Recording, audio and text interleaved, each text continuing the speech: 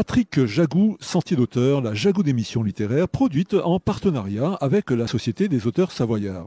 Aujourd'hui, j'ai le plaisir de recevoir mon ami Rémi Mogenet. Rémi Mogenet, où êtes-vous né? Êtes-vous savoyard? Alors, je suis né à Paris, mais d'ancêtres savoyards, car c'était des ancêtres qui s'étaient installés à Paris pour travailler. Et plus tard, mon père est revenu en Savoie dans la maison ancestrale, à Samoin. Rémi Mogenet, vous écrivez. À part écrire, que faites-vous dans la vie? Je suis professeur de français au collège de Bouège. Rémi Mogenet, dans quelles circonstances avez-vous commencé à écrire?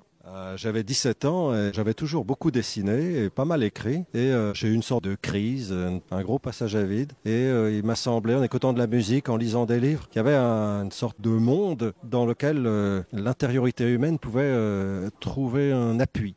Et il m'a semblé que pour pleinement réaliser cet appui, il fallait s'investir totalement dans la démarche artistique. J'ai hésité entre la peinture et la littérature. Il m'a semblé que la littérature était mieux pour moi parce que ça crée un monde plus élaboré et plus complexe que la peinture. C'était la période punk? Oui, c'était la période punk ou juste après ou pendant la période la plus difficile, à Annecy. Rémi Mogenet, combien d'ouvrages avez-vous publiés? 10. De quel genre? Alors, des livres documentaires sur la littérature de l'ancienne Savoie ou de la Savoie contemporaine, de la poésie et un récit de voyage. Voilà.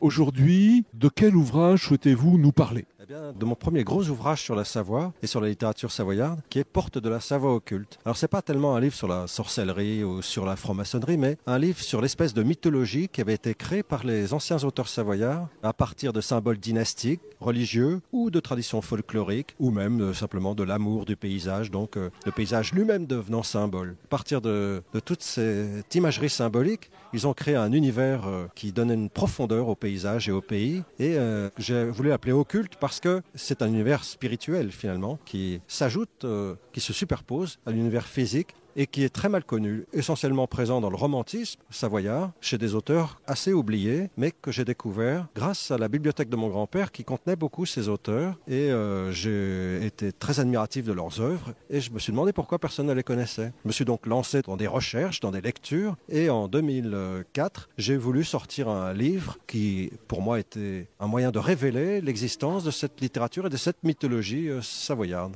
Et ce livre s'intitule donc Les portes de la Savoie occulte, publié chez Agoralp Éditions. Rémi Mogenet, je vous remercie. Voilà, Sentier d'auteur, c'est fini pour aujourd'hui. Arvi les amis, et à la semaine prochaine, si ça vous dit.